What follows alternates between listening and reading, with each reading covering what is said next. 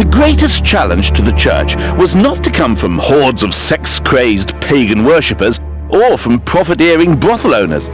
The great challenge came from the rise of scientific discovery.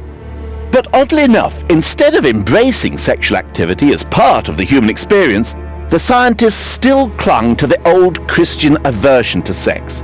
But with this difference, they tried to provide a scientific rationale for it. Sexual desires that had been sinful, were now seen as signs of illness, and as always, women seemed to suffer most. If they, for example, participated in such things as masturbation, if they certainly had sex before marriage or sex after menopause, those were all thought to be examples of women's abnormal sexuality, and in that case, a woman might have been diagnosed a nymphomaniac. Women might have their ovaries removed, and the other, less frequently performed operation, but it still happened in both England and America, is a clitoridectomy, where women's clitoris would be removed. And it wasn't only women who could suffer as a result of masturbation, men too. Dr. Atisso, a medical advisor to the Pope in 1760, published his research showing that playing with yourself drives you mad. Dr. Atisso medicalized, if you will, masturbation.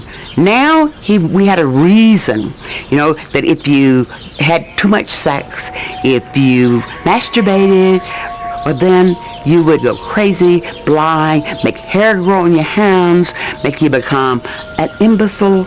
And so many men were castrated, resort to castration in order to not have this sex drive, and then you couldn't touch yourself to relieve yourself. A less drastic solution was urgently needed.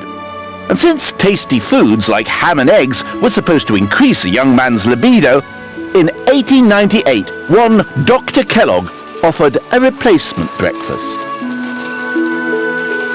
Cornflakes were invented to stop people from having sex drive and stop them from masturbating. Dr. Kellogg was trying to develop a grain or a food to reduce the sex drive. The only trouble was, Dr. Kellogg's original cornflakes were so tasteless they were hard to sell. So the original formula was made tastier, destroying the anti-libido effect, and he walked off in disgust.